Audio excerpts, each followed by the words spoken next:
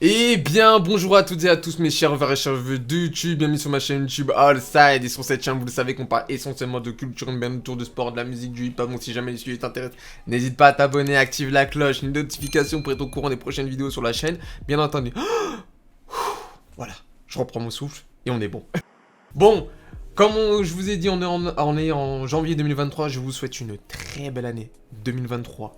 Très bonne année, très bonne santé. J'espère que tous vos projets vont se réaliser au cours de cette année, que ce soit travail, amour, argent, peu importe. Mais de toute façon, comme je vous l'ai dit sur mon Instagram, du coup, le 1er janvier, c'est à vous de vous donner les moyens de réussir vos projets. Donc, donnez-vous les moyens cette année, c'est très important. Allez, on enchaîne. Bon, aujourd'hui, dans cette vidéo, j'avais envie de vous parler du casting de Rhythm and Flow et savoir qu'est-ce qui est devenu donc les finalistes de cette émission, à savoir D-Smoke, Flawless, The Real Talk, London B, etc.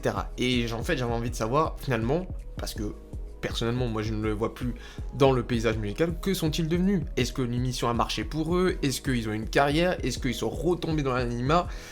Est-ce que tout simplement ça valait le coup pour Rhythm and Flow peut-être de proposer une saison 2? Parce que oui, c'est vrai qu'on nous parle de rumeurs de saison 2, mais on n'a toujours rien au bout du film, mais une saison 2 a été confirmée, donc c'est un peu bizarre. Et j'ai envie de vous parler de ça aujourd'hui.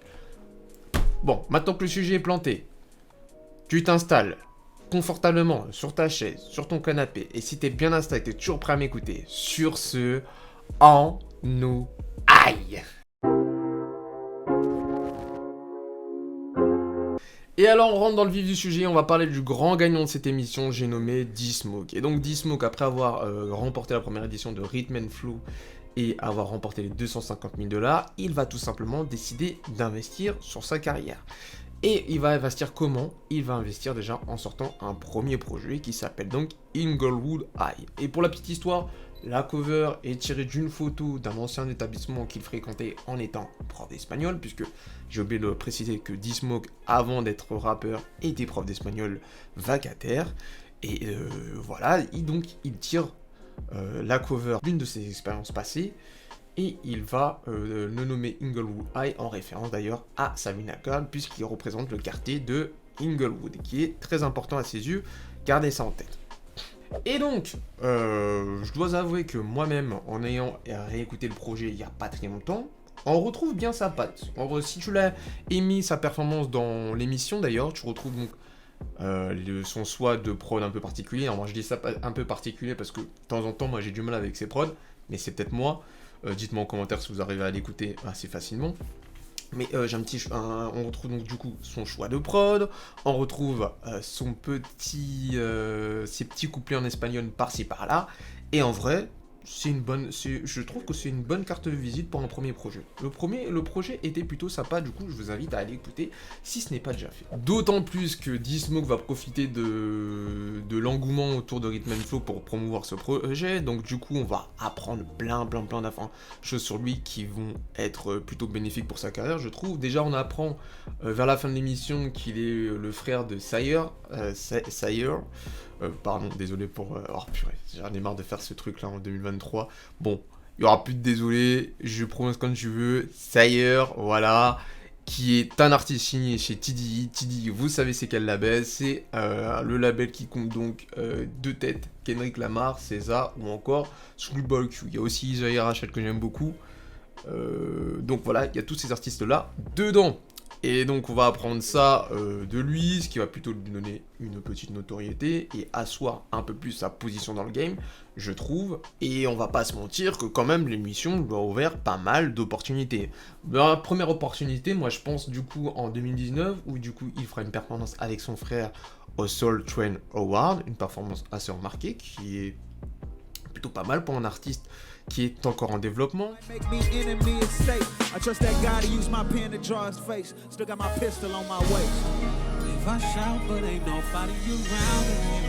On le retrouvera dans des petites collaborations avec des rappeurs bien connus, notamment avec The Game sur le projet, je crois que c'est Born to Rap, c'était le dernier projet de The Game qu'il avait annoncé avant sa retraite. Bon, si vous suivez l'actualité, vous savez qu'après The Game a sorti un projet qui s'appelle Illuminati, d'ailleurs qui est bien costaud et bien sympa d'ailleurs, si vous ne le connaissez pas. Et il continuera du coup en enchaînant les projets. Il va d'ailleurs sortir entre 2020 et 2023, alors qu'au moment où je vous parle, il va sortir donc 2 projets. Le premier projet se nomme Black Habits et le deuxième projet c'est War Wonder. Des projets où on retrouve de nombreuses collaborations de rappeurs bien établis. Bah, je pense notamment à Sire, son frère, Snoop Dogg, Ty Dolla $ign ou encore John Legend. D'ailleurs, ça me fait penser que il me semble que c'est le projet Black Habit qui sera nominé au Grammy Award comme dans la catégorie meilleur album de l'année. Et c'est pas n'importe quelle nomination. C'est plutôt fort, sachant d'un artiste qui sort d'une émission de télé-réalité. Et surtout qu'on ne sait pas les retombées de l'émission.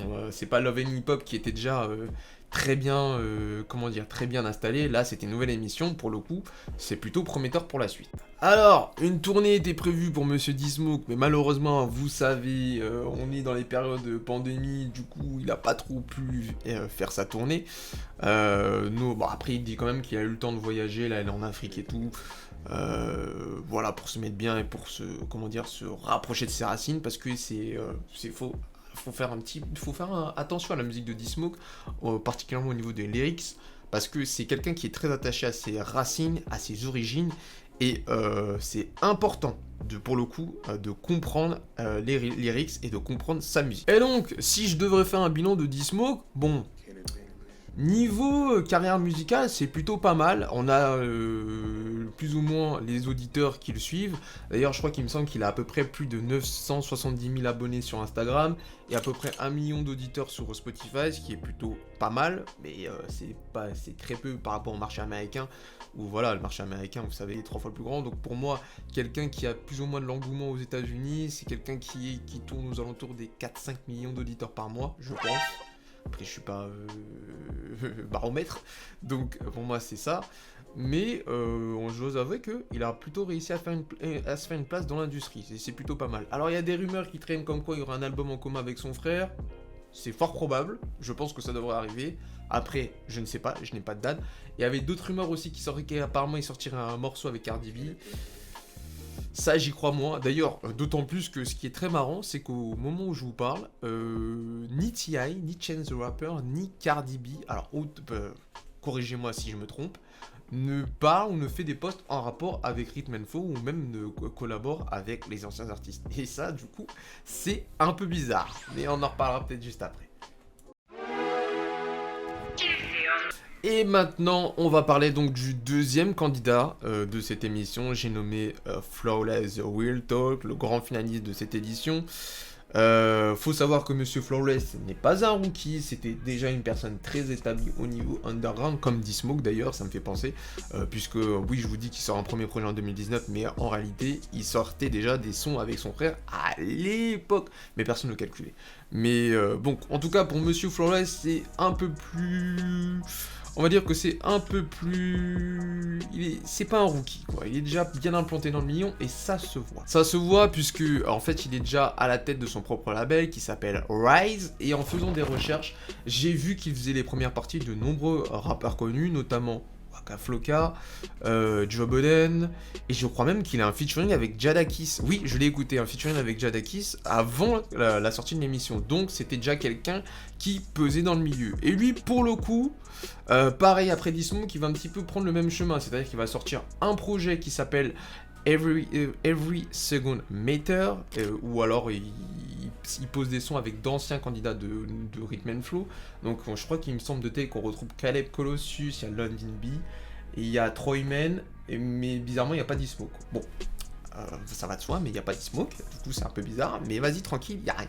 Bon, forcément, comme c'est le numéro 2, lui aussi il va profiter de la promo de Rhythm and Flow à travers les radios. Donc vous allez le voir pareil en interview, il va faire des collaborations par-ci par-là, et surtout il va développer ses réseaux sociaux, notamment son Instagram qui compte à peu près plus de 700 000 abonnés dans les environs. Et d'ailleurs c'est aujourd'hui, je pense que c'est même ça sa plus grande force de communication et même de maintien dans le game, c'est ses réseaux sociaux, parce que vous allez voir qu'en fin de compte, niveau stats, notamment sur Spotify, eh ben, on n'est pas du tout sur les stats de D-Smoke.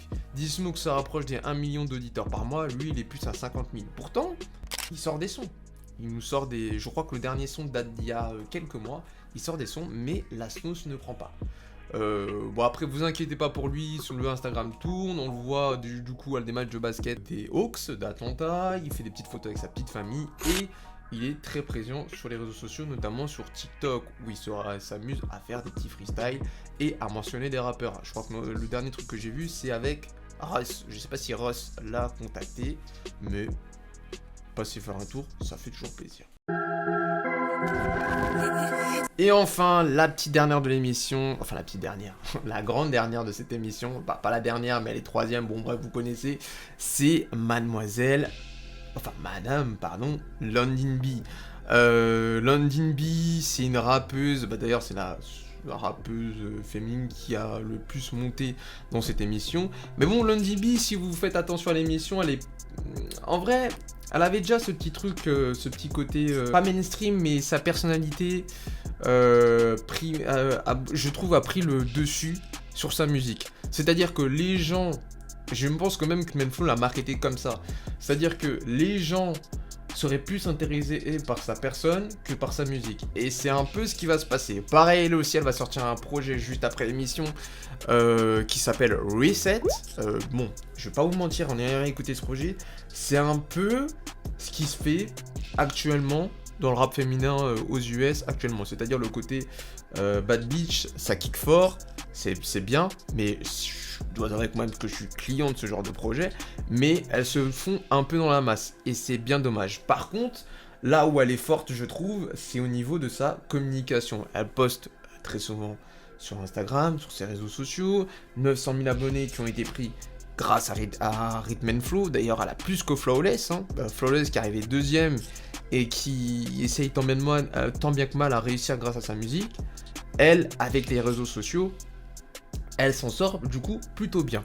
Et côté musical, alors comment dire, on n'a pas beaucoup de choses. On sait qu'elle nous a sorti donc ce fameux projet Reset. Derrière, elle nous a sorti quelques freestyles qu'on peut retrouver. Je crois qu'il y a un freestyle, c'est Sway in the Morning, je crois. Enfin, c'est Sway Universe, je sais plus comment il s'appelle l'animateur. Et j'avais écouté aussi un freestyle sur la prod de DMX, je crois que c'était la prod de Rough Rider. Et un freestyle sur le morceau de Lil Baby et Easty G, je ne sais plus comment il s'appelle non plus, je vous mettrai un extrait.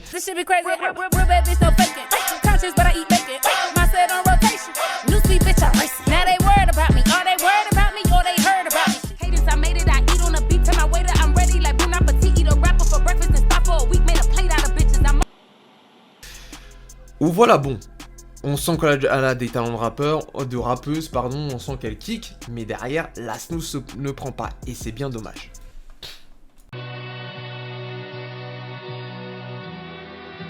Et du coup, pour conclure, si je devais faire un bilan de cette émission, ben, globalement, je suis déçu par rapport à la proposition de l'émission. Alors certes, on avait tous des talents talentueux qui sortent de milieux underground, mais qui sont déjà connus. Mais ils n'ont pas finalement réussi à transformer leur buzz en succès. C'est-à-dire que beaucoup se reposent sur leurs acquis. Je pense notamment à Flawless, je pense notamment à London B. D'ailleurs, ça me fait même penser qu'il me semble qu'un des artistes, je ne sais plus c'est qui, que j'ai vu qui sortait un projet récemment, c'était Caleb Colossus ou Troy, c'était un des deux, a sorti un clip. Le clip a du mal à dépasser les 10 000 vues. Et en vrai, c'est ridicule, surtout qu'aux États-Unis, bon, tu me dis en France que le clip a du mal à dépasser 10 000 vues. Vas-y, c'est possible, tu vois. Mais là, quand même, on est aux États-Unis, t'as sorti une émission plus ou moins cotée, tu t'arrives pas à dépasser 10 000 vues, c'est difficile, tu vois. Et donc, pour le coup, c'est plus ou moins déçu. Je suis plus ou moins déçu. Alors, je ne sais pas ce qui va se passer pour l'édition française. Pour le moment, on voit bien que c'est Fresh, la Peufra qui est en train de récupérer l'engouement. À tel point que les autres, on ne sait même plus ce qu'ils font actuellement. Je ne sais pas si d'ailleurs ils continuent dans la musique. Il me semble que Laze et Ouzbad sont toujours dedans. Les autres, je ne sais pas. Mais voilà, on a quand même globalement assez déçu. On espère que s'il y a une édition numéro 2 aux États-Unis, que beaucoup de choses ont changé, qu'ils vont peut-être réussir à peut-être mieux accompagner, mieux marketer encore le prochain gagnant de l'émission, parce que là, pour le coup, ça tient un peu la gueule. À part Dismo qui s'en sort plus ou moins, le reste tire un peu la gueule. En tout cas, j'estime que j'ai suffisamment parlé aujourd'hui. Je vous laisse, je vous souhaite plein de bonheur, plein de bonnes choses. On s'attrape une prochaine fois sur une nouvelle vidéo, toujours sur le site. Vous connaissez la cloche, les notifications, le commentaire pour le référencement parce que ça fait toujours plaisir. Je vous souhaite plein de bonheur, plein de bonnes choses. Je vous fais plein de gros bisous et à la prochaine. A plus.